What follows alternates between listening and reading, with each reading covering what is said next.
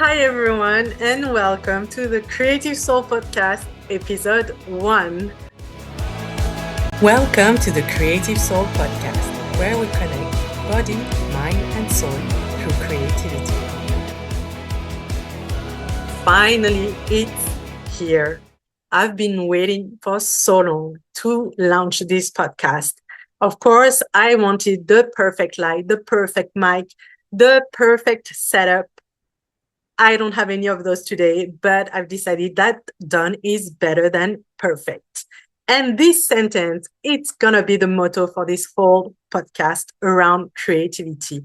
Done is always better than perfect. So here I am. It's going to be imperfect, but I'm happy you're here and I'm happy that we're going to share this moment together.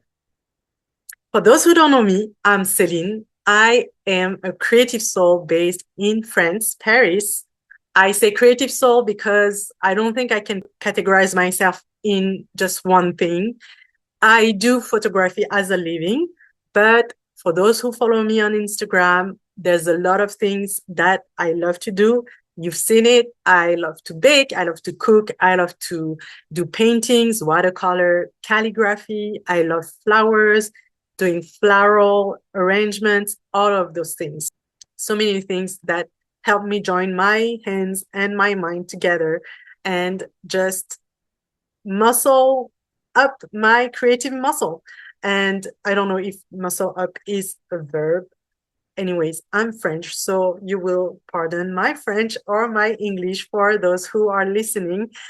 I've decided to record as a video as well because if you don't speak English, you can watch it on YouTube with subtitles and vice versa because some episodes will be in français, French, and you'll have the subtitles in English on YouTube.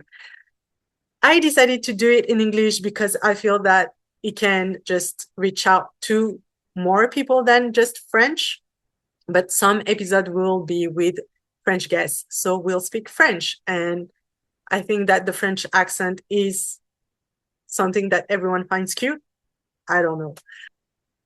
So before I dive into why creativity is so important for all of us, let's recap a little bit about my life because I feel that our personal story tells a lot about how we use creativity in our lives. So I grew up in a very traditional Chinese family. My parents are war refugees who fled Cambodia during the war in the 70s, and they came in France as political refugees. I was born in France, which I feel that it's a blessing, especially in Paris. As you all know, it's the city of arts, of love, of beauty. And I don't think that it's a random thing. I think God has planned for me to be born in this beautiful surrounding. So, as I said, I grew up in a family where everything was traditional because my parents only had one purpose in their life was to make a living for their children to have a good education. I guess that's a very common thing in families where you have parents migrating from other countries who lost everything and who just want to have a better life for their kids, and they don't know any better than just a good education and a quote unquote real job through education. So I studied in a business school because that's what my parents wanted me to do. But I felt from a very young age that I was a very creative child. I had lots of creative ideas. I wanted to be so many things, and I wanted to be a florist. I wanted to be a hairdresser. I wanted to sell ice creams. Anyways, I had so many dreams, but for them, being creative wasn't something that was gonna pay the bills. And so I grew up with that idea that creativity wouldn't be a thing, it wouldn't be such an essential part of our life. And I grew up in a household where everything was just very simple, just very basics, utilitarian stuff. I wasn't surrounded with beauty. I wasn't surrounded with a sense of aesthetics. And I feel that this lack of it has created in me a will to pursue it as I grew up. So I studied marketing and I went to a business school, and then I found my first job in marketing. I was very bored, nothing was creative, and I picked up a camera when I was studying, and it became a hobby. So I photographed a lot of people, a lot of just friends and family, and I was photographing Paris and the Eiffel Tower and the buildings and all those stuff. But I've never thought it could be a real job because my parents told me that being an artist wouldn't be a job. So I never considered it until I had my first clients. It was just a friend who was getting married. She didn't have a budget for a photographer. So she asked me to step in. I did, and she loved the photos. And I submitted the photos to a blog who published it. And those were the first steps into a creative job, into a creative journey, because I started to receive clients inquiries from people I didn't know who were not friends of friends. And it started to, you know, pave a way in my mind that people would be willing to pay me to create photos for them. And so I did both jobs, marketing and photography, for a few years until I had an accident, a car accident, which was a wake-up call for me because I knew that I wanted to quit that job, but I was afraid and I wanted a sign that I was ready to do it. So the car accident was it. I remember really clearly after the accident. So nothing happened to me physically, thank God, but the car was completely crushed. And after that event, something clicked in my mind. I was thinking, if my life would have ended that day, was I happy with everything that I've achieved so far? And I knew that it wasn't, it, I knew that it was a wake up call for me to just step into my creative journey. So that's how I started photography 13 years ago. And then photography was my main job for the past um, decade, but I have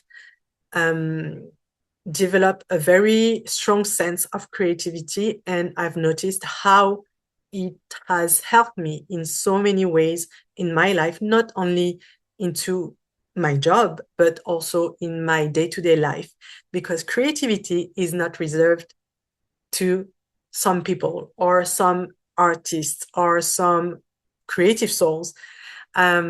Creativity is like a superpower that we all have, but we all kind of ignore until one day where you have to solve a problem and you just power on your creative mind, and suddenly you get to have creative solutions to your problem. But that only happens when you have trained your creative muscle to work when you ask it to work. So I feel that creativity is like a muscle, like I said, and it's like, athletes who train their bodies to perform in some ways, whether it's like, I don't know, football or soccer, as you call it in the US. Currently, it's the World Cup. So we're all full in soccer in France, and I think all around the world. Anyways, so like I said, creativity is like a muscle that you have to train so that you have this muscle memory that comes back so quickly when you ask it to perform, that everyone is just putting aside, like they don't feel that they need to train their brain to be creative. But I feel that creativity can save you in so many ways. It has saved me, to be honest. A few years ago, I went through a burnout. And I remember really clearly that my brain was completely fried. I couldn't think properly and I couldn't have any creative ideas, which was really odd for me because, like I said, I am a very creative person and my creative muscle was really strong. But after that period of burnout, I realized that creativity needs space. It needs mental space and it needs physical space as well. And when you are so overwhelmed, when you are constantly stressed, when you are burned out, there's no space for your muscle to perform or to grow. And so I was really sad and depressed. And the only thing that I wanted was to have a space to rest and to reconnect step by step to my creativity. So I started to pick up some watercolor, some flowers, and little by little, it took months to be honest, but it has recreated, those neural pathways that already existed but needed a reconnection. And that's what happened when you kind of put aside your brain and you just do things with your hands. Because when you do that, there's a physical and neural thing that's happening, and it's like connecting the dots finally in your brain to work again with creativity. So to me, creativity can be like a magic tool for everyone who is right now feeling overwhelmed or stressed or even burnout. And that's what led me to create creative retreats, for instance, or creative workshops where people can just disconnect with the overwhelming thoughts and just connect with their hands so that this creativity can be channeled through them. And to me, creativity is really a tool for healing, healing from burnout, but also healing traumas or healing depression. So anyways, I wanted to talk about creativity as a tool.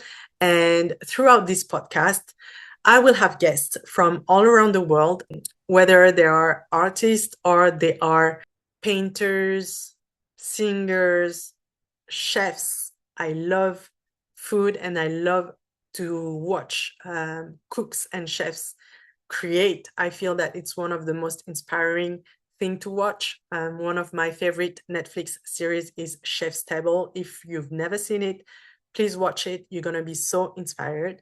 And yes, so this first episode was just an introduction of who I am and why I launched this podcast, what to expect in the next episodes, and how I'm going to link it to the need for beauty as well in a world where everything seems chaotic and where probably beauty feels superficial or not really necessary.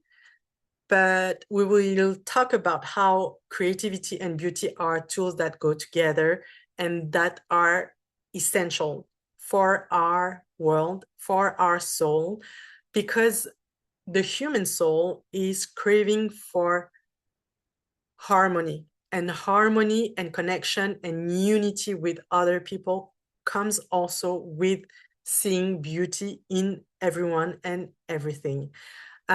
Because beauty is not something, how do you say, utilitarian, we might think that it's not necessary, but it's because it's not that it's essential. To illustrate how beauty and creativity are crucial to our life, I wanted to share with you a quote that I really love about how our spirit and soul is seeking beauty in everything around us. So this quote is from Abdul Baha, and it says, It is natural for the heart and spirit to take pleasure and enjoyment in all things that show forth symmetry, harmony, and perfection. For instance, a beautiful house, a well-designed garden, a symmetrical line, a graceful motion, a well-written book, pleasing garments. In fact, all things that have in themselves grace and beauty are pleasing to the heart and spirit. I love it. It makes just so much sense to me. And I cannot wait to dive into those topics in the next few episodes. So stay tuned. Thank you for being here for this first imperfect episode 1. Next episode, I will have a very special guest. So I'll talk to you soon and take care.